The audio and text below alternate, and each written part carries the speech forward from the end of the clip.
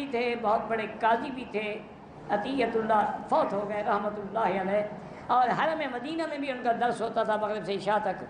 انہوں نے کتاب لکھی ہے تراویح پر کہ حضرت عمر کے زمانے سے لے کر آج تک پوری امت میں 20 تراویح، اور حرمین شریفین میں بھی 20 تراویح، 20 تراویح ہے اور 3 وتر۔ یہ تو امت کا پورا یعنی مکمل عقیدہ۔ اچھا، وہ جس حدیث سے حجت پکڑتے ہیں 8 رکعت، وہ تہجد کی رکعتیں ہیں، وہ تراویح کی نہیں ہیں۔ وعلیکم السلام ورحمۃ اللہ وبرکاتہ۔ اللہ رب العالمین آپ کو جزائے خیر عطا فرمائے اور اس آدمی کو ہدایت عطا فرمائے کہ نبی اکرم صلی اللہ علیہ وسلم کے کلمہ پڑھنے کا تقاضا یہ ہے کہ نبی اکرم صلی اللہ علیہ وسلم کی پیروی کی جائے، اور نبی اکرم صلی اللہ علیہ وسلم کے مقابلے میں کسی کی بھی بات آ جائے تو اسے درخور اعتنا نہ سمجھا جائے۔ چنانچہ ابو سلمہ رضی اللہ تعالی عنہ نے سوال کیا کہ حضرت صلی اللہ علیہ وسلم کی نماز رمضان میں کیسی تھی؟ اس کے جواب میں ام المومنین عائشہ رضی اللہ تعالی عنہ نے کہا کہ نبی اکرم صلی اللہ علیہ وسلم رمضان اور غیر رمضان میں 11 رکعات سے زیادہ نہ پڑھتے تھے، ما كان يزيد في رمضان ولا في غيره على 11 ركعة، رواه البخاری ومسلم والنسائی وابو داود والترمذی ومسند الامام احمد۔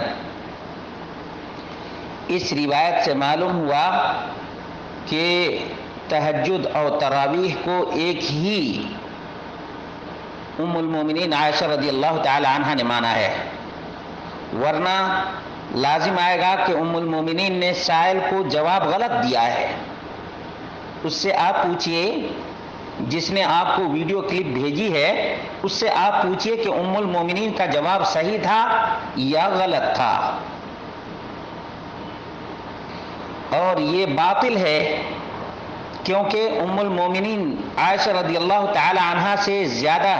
فہم اور ادراک ان قبر کے پجاریوں کو نہیں ہو سکتا ہے۔ مزید یہ کہ امام بخاری، امام بیہقی،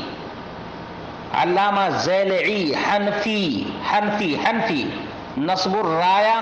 صفحہ نمبر 153 جلد نمبر 2، علامہ ابن حمام حنفی فتح القدیر صفحہ نمبر 407 جلد نمبر 1، علامہ حسن بن عمار الشرمبلانی حنفی مراقی الفلاح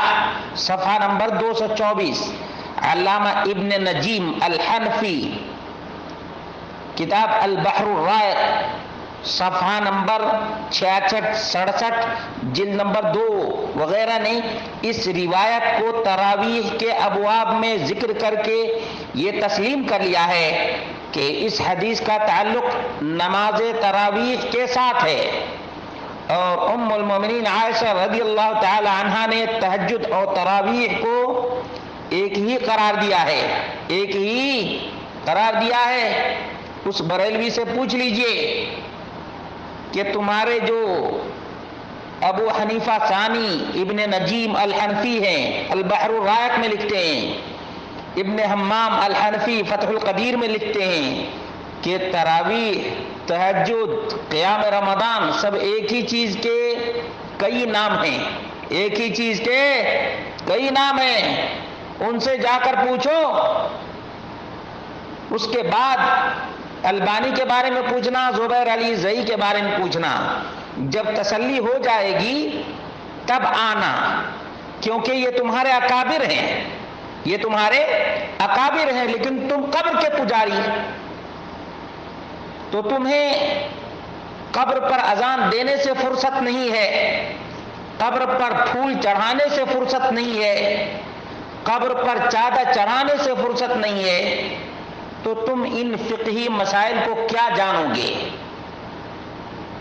اور ان تمام حروف کو اور الفاظ کو اور اسناد کو کہاں ٹٹولو گے؟ تمہارا کام ہی قبروں کو تلاش کرنا ہے، قبروں کو تلاش کرنا ہے، اور قبروں کو تلاش کر کے عمارت کھڑی کرنا، پھر اس کی پوجا کرنا، پھر اس مردے کی شادی کرنا، شادی میں ڈھول بجانا، قوالی گوانا، بھانگڑے کرنا، ڈانس کروانا، یہ تمہارا کام ہے۔ پہلے تم ان چیزوں سے توبہ کرو، اس کے بعد تہجد، تراویح، وتر اور قیام رمضان ان تمام کے بارے میں پوچھنا تو تمہیں زیب دے گا، تمہیں زیب دے گا۔ جب تک تم ان قبر کی پوجا، پرستش اور قبر کی عبادت کو نہیں چھوڑتے، یہ مسائل تو فروعی ہیں۔ ویسے بھی قیام رمضان، تراویح اور تہجد اور وتر یہ توحید، نماز اور دیگر فرائض کے بعد ہے، نوافل میں اس کا نمبر آتا ہے، سنن میں اس کا نمبر آتا ہے۔ تم سنن اور نوافل کے بارے میں تو اتنے بالکل اپنے آپ کو سمجھتے ہو کہ بڑے دیندار، جب قبر کی پوجا کا مسئلہ آ جائے گا تو تم تلاش کرو گے کیا فلاں بابے کی بکری یہاں پر مری تھی، فلاں بابے کی بلی یہاں پر مری تھی، اور فلاں بابے کی اونٹنی یہاں پہ مری تھی، اس کی پوجا تو ہونی چاہیے، اس کا سجدہ تو ہونا ہی چاہیے۔ اب تم ان چیزوں کے بارے میں پوچھ کر کیا کرو گے؟ اللہ رب العالمین ہم سب کو محمد رسول اللہ صلی اللہ علیہ وسلم کی اتباع اور آپ کی پیروی کرنے کی توفیق عطا فرمائے۔ ایک اور بھی حوالے پیش کر دیتا ہوں تب بھی اطمینان ہو جائے، اگرچہ تم نہیں مانو گے۔ بریلوی